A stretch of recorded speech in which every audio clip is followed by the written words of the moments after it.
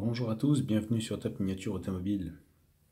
Aujourd'hui, on va parler cinéma avec la Batmobile.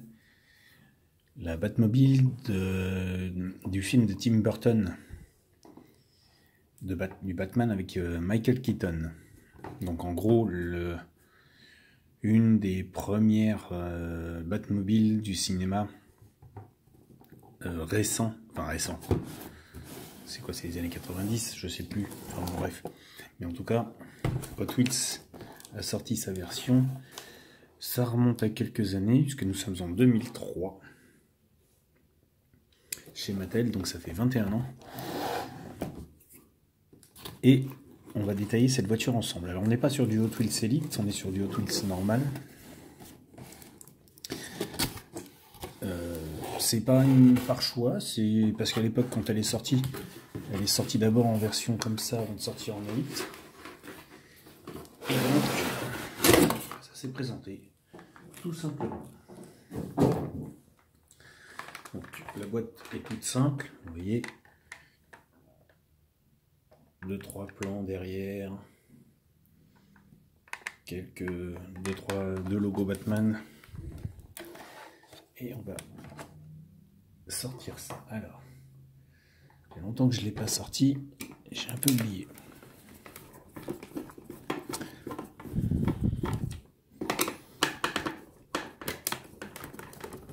J'ai joué avec un petit moment quand...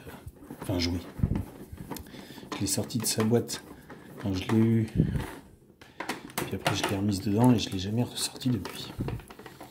Donc c'est une redécouverte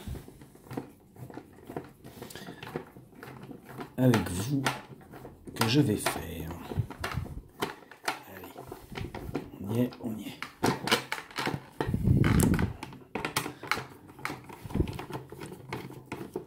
Des fois on se demande s'ils mettent des pieux ou des vis pour les tenir, leur voiture. Voilà. Oups, ça tient pas. On va laisser sur le côté, c'est pas grave. Alors, bon. Alors attendez, je vais faire une pause 30 secondes, je vais aller lui mettre un petit coup de chiffon parce qu'elle n'est pas très propre. Voilà, à la meilleure mine, ça présente un petit peu mieux à l'écran.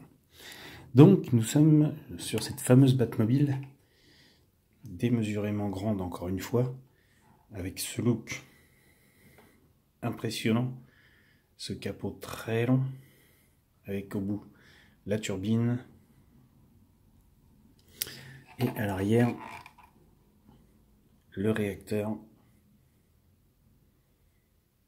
les deux petits feux arrière qui sont splendides et les deux grosses ailes. On a quand même une Batmobile qui se rapproche un petit peu vraiment du look un peu Batman, chauve-souris en gros, avec ces ailes prononcées et ce cockpit avec le pare-brise séparé en deux. Elle est vraiment très jolie. C'est une de mes Batmobiles préférées. Alors je dis pas que les autres ne me plaisent pas, mais c'est vraiment une de mes Batmobiles préférées.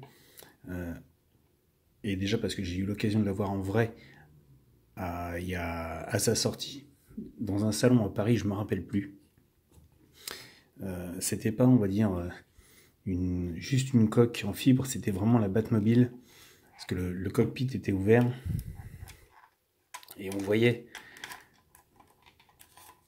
le détail de cette voiture qui est impressionnant. En vrai, je me rappellerai toujours de cette voiture. Et là, vous avez donc le tableau de bord de la voiture qui est présenté donc avec un ouvrant et un tableau de bord, comme si on avait l'ordinateur de bord. Les leviers, les sièges, tout y est dans cette voiture à ce niveau-là. On a même, malgré la distance entre les roues avant et le volant, une direction qui est présente. Physiquement, elle est très jolie. Là-dessus, il n'y a rien à dire. Elle a vraiment un look d'enfer. Là, sur les flancs, nous avons des détails qui sont bien faits. On a la turbine qui est également bien faite. Les clignotants, on se demande pourquoi Batman a besoin de clignotants, mais en tout cas, c'est pas juste un autocollant. Donc les entrées d'air, par contre, elles sur les côtés sont factices, mais c'est pas grave. On a les trappes à essence, puisque bien sûr c'est une Batmobile, mais elle a besoin de faire le plein de temps en temps. Donc en tout cas, on a tout ça à l'intérieur. Et c'est ce qui en fait, on va dire, une voiture unique. Et là-dessus, Tim Burton, quand il a sorti le film, pour ma part, moi je trouve que cette Batmobile a une place à part entière dans le film et un rôle vraiment unique pour elle. Alors je ne me rappelle plus, ça, je sais que cette petite partie-là est en plastique, je ne me rappelle plus si ça s'ouvre ou pas. Je ne sais plus. On a donc les 4 sorties d'échappement. Je ne sais plus, et il n'y a pas de notice dans cette voiture pour indiquer où, quand, comment ça fonctionne. Donc je ne vais pas forcer. Voilà. Si vous aimez les voitures de cinéma, si vous aimez voir des véhicules de séries télé, si vous aimez cet univers 80s, 90s, au début des années 2000, il y a un musée en Essonne, à Étréchy, ça s'appelle Pop Central, et à l'intérieur vous avez donc une réplique de cette Batmobile en fibre, une coque. Aïe, j'ai encore mal au pouce, pardon. Elle est exposée au milieu, à côté du Général Lee, du van de l'agence Tourisque, de la Ferrari de Magnum, et de plusieurs engins comme ça qui ont marqué l'histoire du cinéma et de la série télé. Alors c'est une coque, on ne voit pas l'intérieur, mais elle est quand même très belle, elle est quand même fidèle à l'origine, ce qui n'en dénature pas.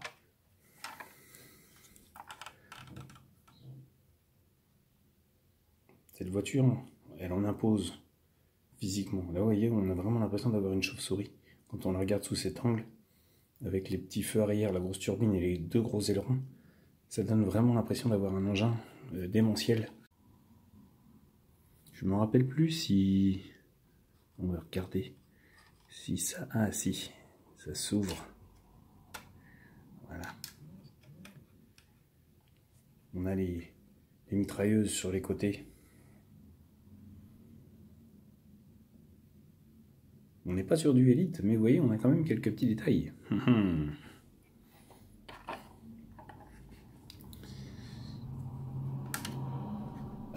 Ça rend super bien. Franchement, elle est très jolie, et quand on la met à côté des autres Batmobiles dans la vitrine, quand on peut, ça rend très très bien. Je suis sûr que ce capot il s'ouvre, je me rappelle plus. Ça fait vraiment très longtemps que je ne l'ai pas ouvert. Moi, il y a un truc que j'adore, quand on regarde en dessous, c'est la dimension des pneus. On est limite sur des pneus de Formule 1. C'est énorme. Alors de mémoire, il me semble que la base originale de la voiture, pour la vraie, celle qui a été créée, il me semble que c'est une base de Corvette. Mais là, j'ai plus confirmation et je ne vous cache pas que j'ai pas été vérifié, j'ai pas eu le temps d'aller vérifier. Mais il me semble que c'est ça. J'ai quand même essayé, je vais pas dire de forcer, mais bon.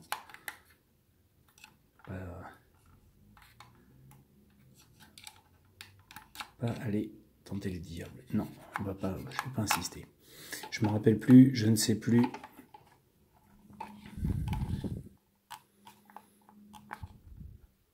Il doit y avoir... je sais plus, je sais pas, bref.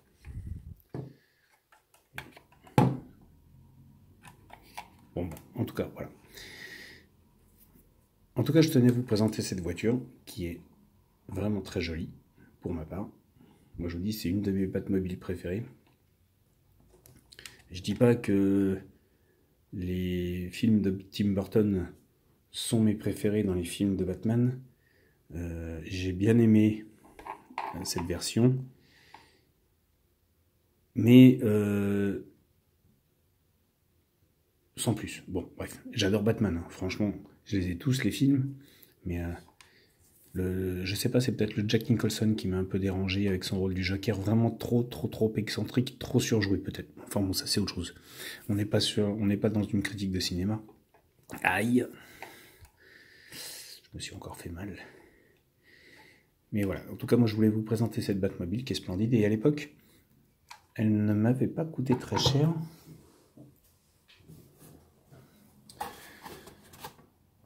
Parce que quand elle est sortie, elle ne m'avait coûté que 45 €. Ce qui, de nos jours, est très raisonnable pour un modèle.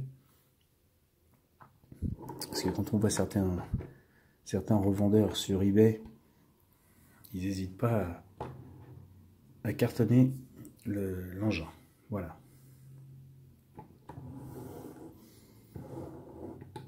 En tout cas, moi je tenais à vous présenter celle-ci aujourd'hui.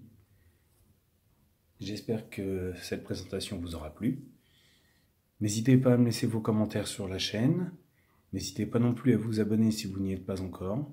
Et sur ce, je vous laisse et je vous dis à bientôt pour une nouvelle vidéo.